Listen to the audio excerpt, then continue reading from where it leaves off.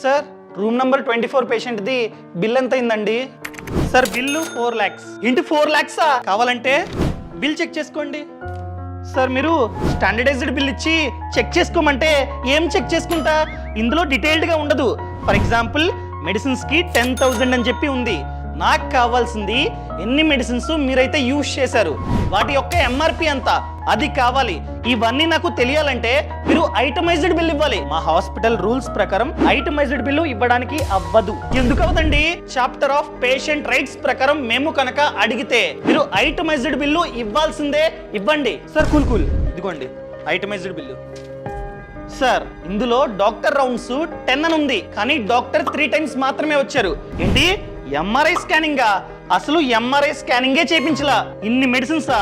ఖచ్చితంగా చెప్తున్నా, ఇన్ని మెడిసిన్స్ మేమైతే యూజ్ చేయలే. సో దయచేసి రెక్టిఫై చేసి మళ్ళీ బిల్ ఇవ్వండి. ఇప్పుడే మారుస్తానండి.